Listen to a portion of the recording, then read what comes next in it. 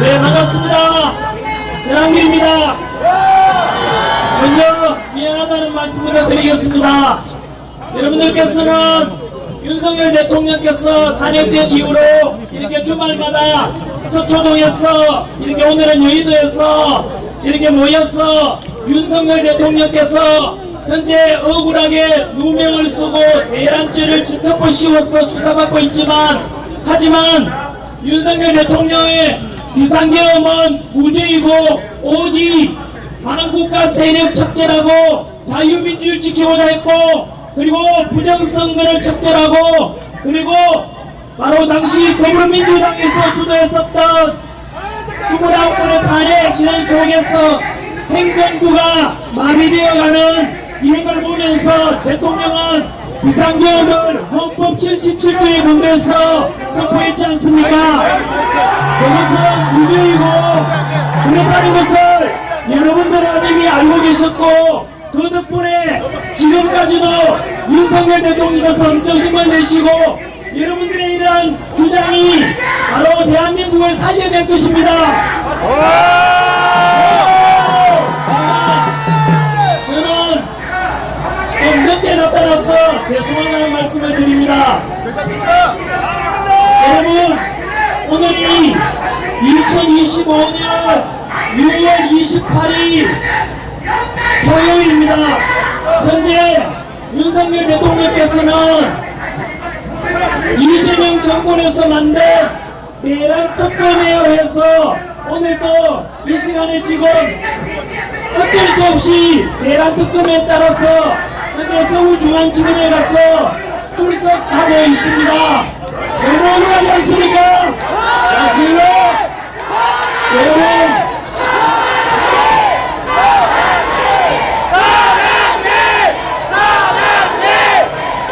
네, 윤석열 대통령께서는 왜 이렇게 오늘 억울하게 내란 특검 세력 이재명 정권이 만든 곳에 가서 또 조사를 받아야 되는지, 그것을 조금만 돌아보면 현재 대한민국은 거대한 체제 전쟁 중에 있기 때문입니다.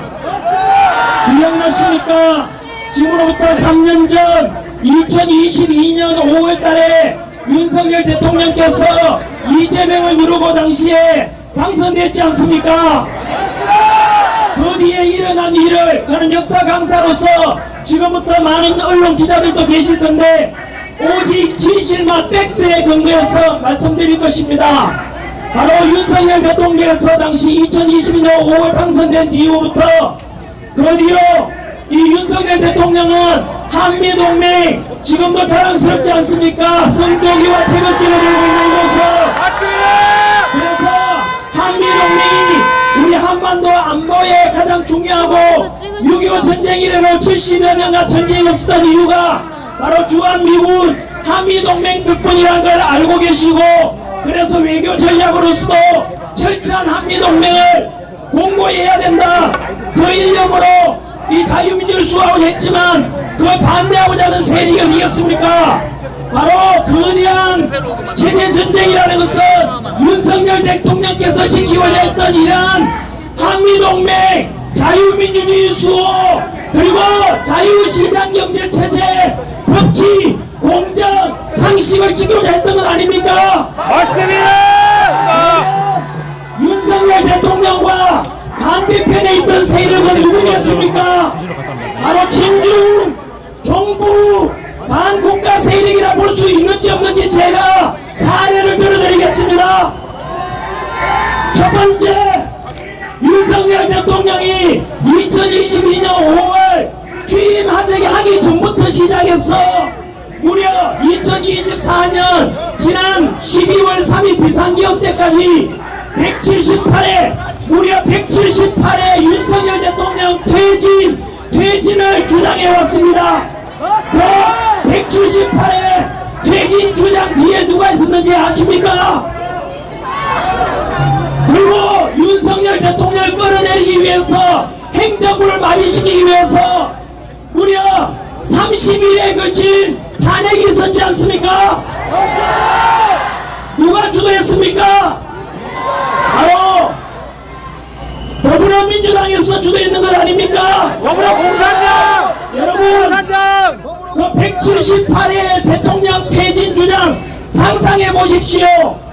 2022년 5월부터 2024년 12월 3일 비상계엄 때까지 무려 2년 반 동안 178회라는 것은 일주일이 멀다 하고 계속해서 대통령 퇴진해라, 윤석열 대통령 끌어내라, 언론을 이용하고 좌파 언론 이용해서 그렇게 해서 행정부 마비시키고자 탄핵 결국은 대통령까지 탄핵시켰지 않습니까?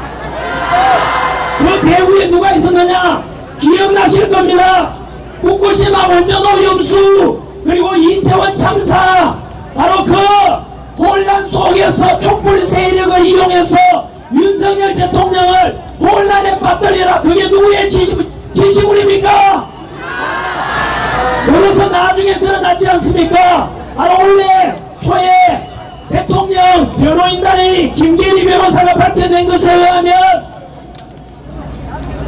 민노총 간부 중에서 북한 진영문을 받고 무려 100여 차례 진영문을 받고 그 진영문을 받고 윤석열 대통령 퇴진과 탄핵을 주장했는데 그 진영문 속에 뭐라고 되어 있는지 아십니까? 지금도 인터넷 가서 검색하면 나옵니다.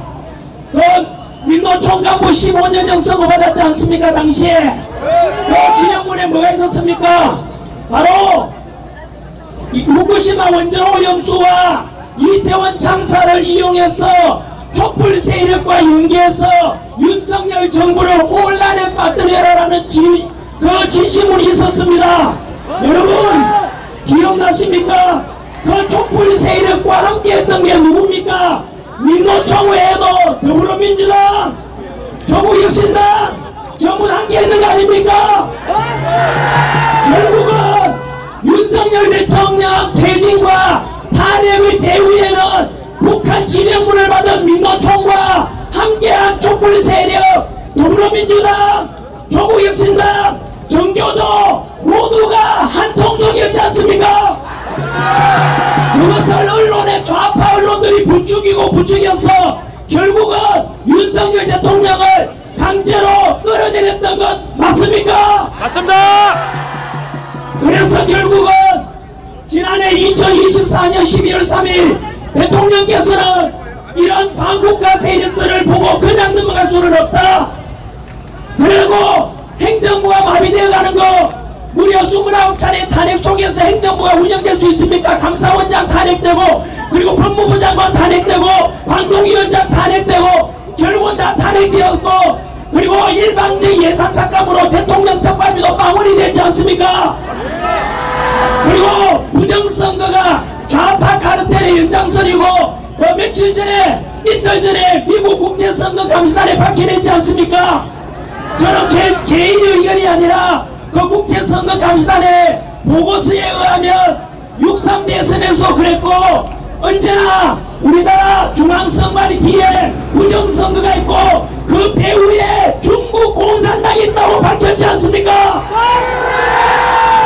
그것을 이미 윤석열 대통령께서는 미리 아시고 부정선거를 척결해야 되겠다.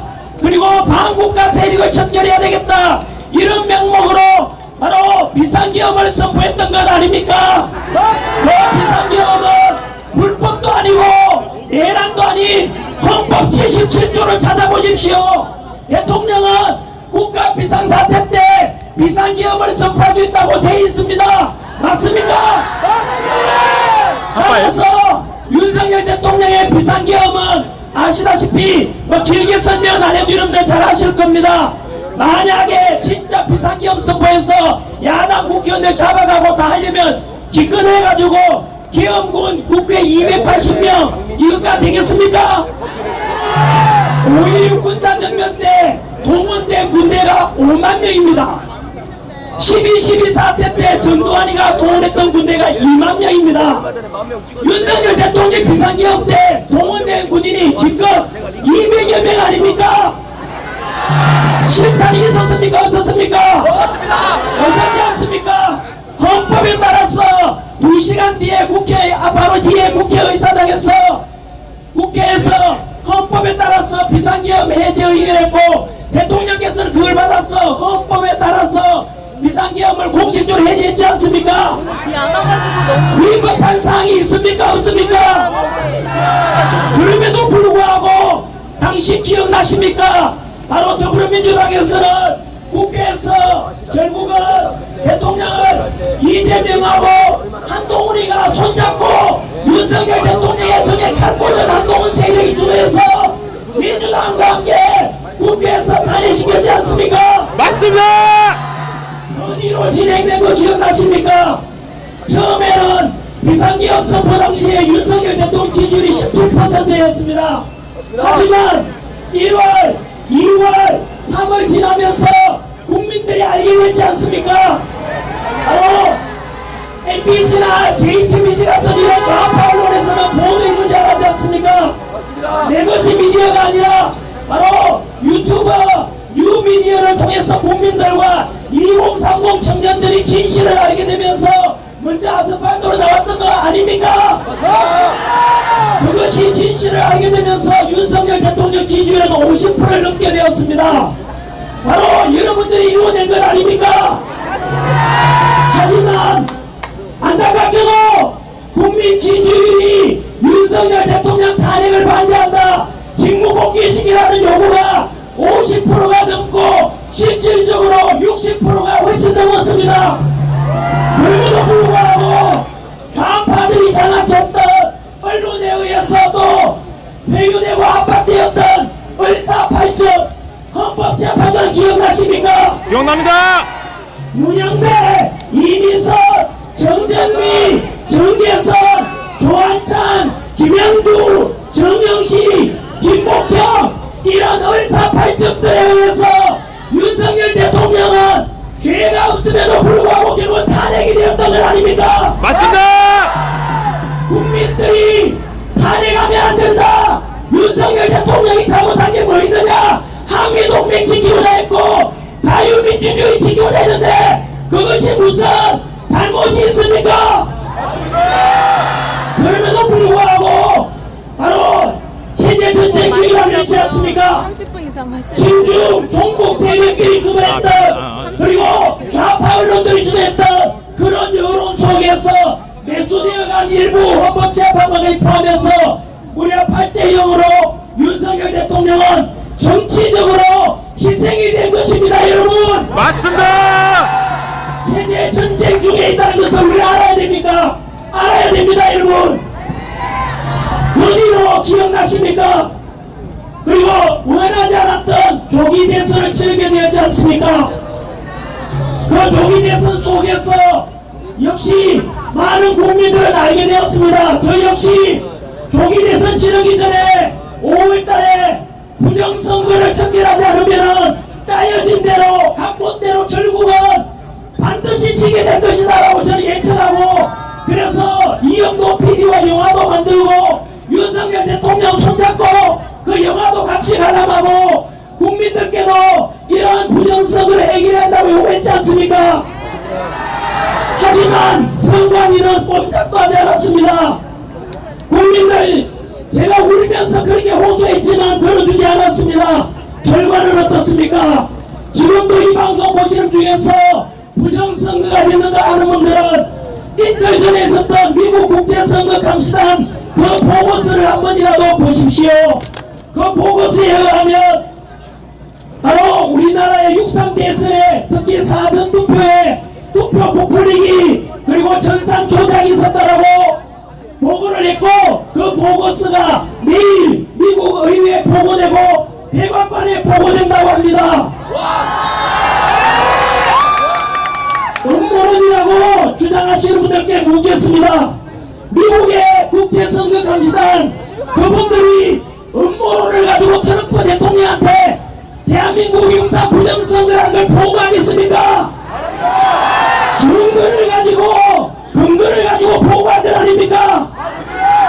그런 결과 지금 우리는 이곳에 다시 모여서 거대한 체제 전쟁이 배후 있다는 것을 실체를 알아야 되고, 앞으로 전개될 일도 예상 우리가 예측 가능하게 된 것입니다. 여러분, 저는 언론인으로서 이재명 대통령에 대해서 여러분들께서는 아까 심한 표현도 썼는데 저는 그까지는 표현 못하지만 저희 우리들의 반대편에 있는 국민들께도 설득력 있게 있는 진실을 그대로 말해주고 싶습니다. 이재명 정권이 탄생된 뒤에 여러분 윤석열 정권에 대해서 대통령에 대해서 체제 반체제 전쟁 반체제에 대해서 친중 종북 이런 세력들이 집권했다는 증거가 나타나고 있지 않습니까? 그 첫 번째가 무엇이었습니까? 아시다시피 이재명 정권이 탄생한 뒤에 G7 정상회담에 이재명 대통령 갔지만 트럼프는 외면하고 가버렸지 않습니까? 팩트만 말씀드립니다. 검색해 보십시오. 트럼프와 미국이 이재명한테 양해를 구했습니까? 안 구했습니까? 안 구했습니다. 그냥 무시하고 가버렸습니다. 그리고 4일 전에 6월 24, 25일 날 네덜란드에서 열린 나토 정상회담에 이재명 갔습니까? 안 갔습니까? 이것은 대통령만의 몫이 아니라 전 국민들의 안보가 지켜지는 거 아닙니까? 당시에 이란과 이스라엘 전쟁 중이었는데 우리나라 외교부와 그리고 정부에서는 우리나라는 이스라엘이 아니라 이란을 편든다고 보도했습니다. 말이 됩니까? 그래서 나토를 못 간 것입니다. 나토는 미국을 중심으로 한 영국, 캐나다, 프랑스, 독일, 영국 같은 자유민주주의 체제를 수호하고자 하는 나라들이 모이는데 현재 정부는 이스라엘이 아니라 반대편에는 이란을 편든다 했지 않습니까? 그러니까 갈 수가 없었던 것입니다. 생각해 보십시오. 이것은 트럼프 대통령에게 어떤 시그널을 주겠습니까? 대한민국에 그동안 70여 년간 유지된 한미동맹을 깨는 것이고 우리가 어느 편에 섰느냐? 이란 편에 선 나라가 러시아, 중국, 북한입니다. 여러분 이것이 과연 대한민국의 어떤 앞으로 안보 위협뿐만 아니라 관세 협상이라든가 너무나 크나큰 경제적인 안보적인 외교적인 문제를 참사가 일어나게 될 것이고 이미 일어났지 않습니까? 그뿐만이 아닙니다. 민주주의가 역시 아까 말씀드렸던 게 무엇이었습니까? 윤석열 대통령과 우리가 지키고자 하는 것은 얼마나 떳떳하고 멋진 가치입니까? 한미동맹, 자유민주주의 수호, 자유시장경제 수호한다. 그리고 법치, 공정, 상식 이런 보편적 가치를 추구하는 윤석열 대통령과 우리 아닙니까? 그런데 지금 두 번째 민주주의가 붕괴되어 가고 있지 않습니까? 6.3 대선 이 다음 주에 6월 16일 날 카카오톡 검열이 시작된 건 알고 계시지요? 헌법 18조에는 대한민국 국민은 통신의 비밀을 보장받는다고 되어 있습니다. 그런데 그 사생활에 관한 카카오톡 검열 윤석열 정부 때는 이렇게 있었습니까? 없었습니까? 없었습니다. 윤석열 정부 때 기억나십니까? 좌파 언론들이 대통령 폐지시키려고 잘했는 것을 보도 안 하고 실수 하나만 하게 된 걸 가지고 계속 바이든 날리고 보도하고 김건희 여사에 대해서 계속 공격해왔지 않습니까? 그렇지만 윤석열 대통령께서는 그런 표현의 자유 아무리 비판해도 민주주의를 훼손하는 그런 것에 대해서는 윤석열 대통령은 아주 민주주의 방법을 모두 허락했지 않습니까? 그러나 이재명 정권이 탄생하자마자부터 시작해서 지금 바로 뭐가 일어나고 있습니까? 바로 표현의 자유, 카톡 검열, 그리고 이재명한테 유죄 선고했던 대법원의 판사를 14명에서 30명으로 늘린다고 합니다. 이거 여러분 그 추가로 임명된 대법관들 누구로 채우겠습니까? 사법부가 무너지고 있지 않습니까? 삼권분립이 붕괴되고 있지 않습니까? 민주주의가 무너지고 있다고요. 그뿐만이 아닙니다. 여러분, 총리 내정자로 된 김민석 기억나십니까? 무슨 범죄 저질렀습니까? 바로 김민석은 미 문화원 점거농석 배후 조종자입니다. 맞습니다. 그래서 반미주의자 아닙니까? 맞습니다. 중국 가서 쇠퇴했던 놈 아닙니까? 맞습니다. 국가보안법 위반자 아닙니까?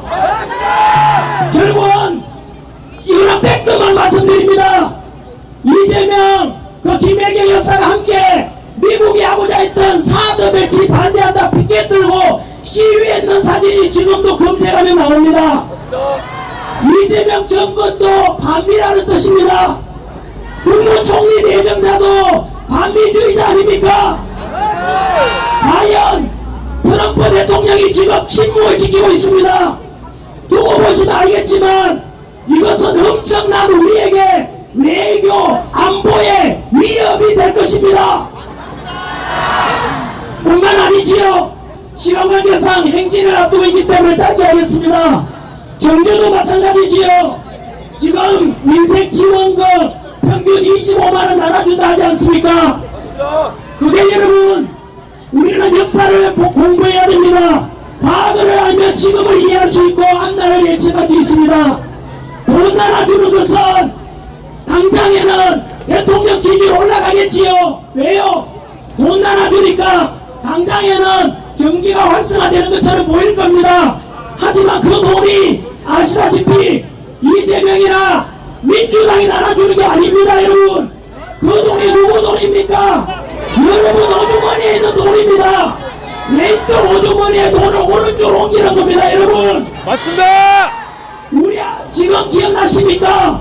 대한민국이 지금 전세계 국력 6위, K방산 5위, 제조업 세계 5위, 그리고 우리 지난해 2024년 수출액이 6,800억 달러입니다.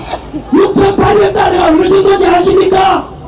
단군 이래로 우리 대한민국이 지금까지 가장 많은 수출액을 기록했다는 뜻입니다.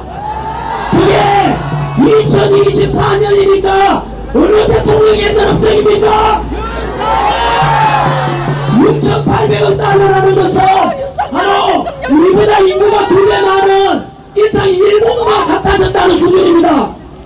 그렇게 해서 윤석열 대통령은 언제나 허리띠 쫄라매고 미래 세대를 위해서 우리는 경제를 운영해야 된다고 했지만 그 덕분에 그 정신이 어디서 왔느냐?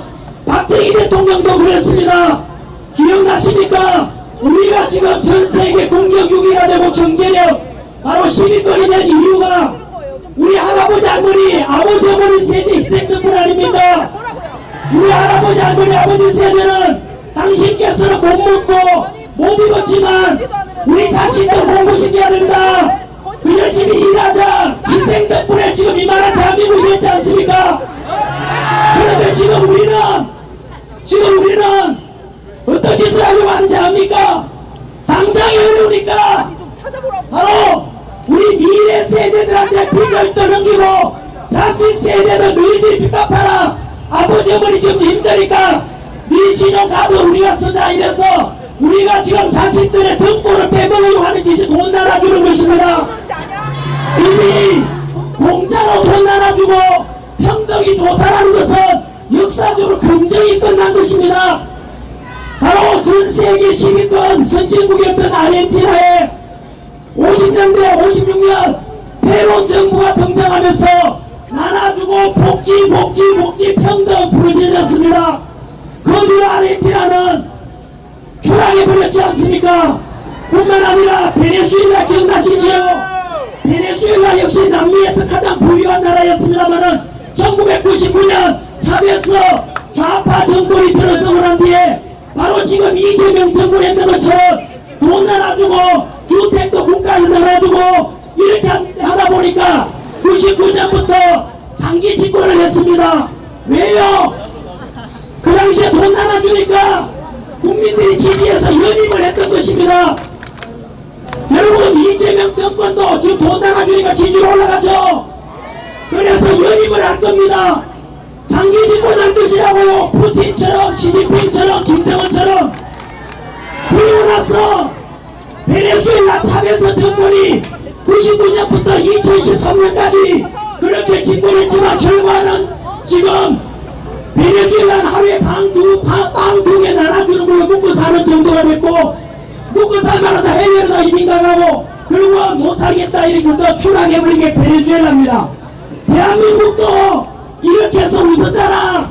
우리가 돈 나눠주고 이렇게 하면 당장의 집권 세력들은 연장하고 인기 올라갈지 몰라도 대한민국의 미래는 망가지게 될 것입니다, 여러분. 네, 이제 시간 관계상 못다한 이야기 많습니다만은 1분 이내로 끝내겠습니다. 못다한 얘기 전화기 뉴스에서 전국에 영상으로 보고 계시는 국민 여러분, 금방 제가 드렸던 15분간의 이야기 중에 단 하나라도 거짓말이 있습니까? 오직 사실 그대로 이야기했습니다. 대한민국은 현재 거대한 체제 전쟁 중에 있습니다. 2022년 윤석열 대통령이 당선되자 그때부터 좌파 세력들은 친중 종북 세력들 아닙니까? 윤석열 대통령 끌어내리려고 178회에 걸친 퇴진 주장과 그리고 30일에 걸친 행정부 마비시키와 탄핵이 있었고, 그 뒤로 좌파 언론이 장악했고, 좌파가 사법부 장악하고, 좌파가 헌재 장악하고, 이런 속에 선관위까지도 좌파들이 장악했다 보니까 결국은 그 세력들에 의해서 지금 윤석열 대통령도 죄가 없음에도 불구하고 탄핵당했고, 그리고 6.3 대선도 패배했던 것입니다. 여러분, 하지만 여기서 물러나거나 우리가 희망을 잃으면 안 됩니다. 바로 이런 이 자리 윤석열을 주창하고 대한민국 자유민주 수호하고자는 여러분들이 중심이 되고, 그래서 이러한 주장과 우리 구호들이 납입 효과가 되어서 전 국민들의 여론을 바꾸게 될 것입니다. 그래서 윤석열 대통령이 옳았다는 것이 머다나서 검증이 될 것입니다. 생각해 보십시오. 제가 분명히 들었습니다. 지기현 판사가 주도하는 현재 대통령 형사재판은 무죄가 선고될 것이랍니다.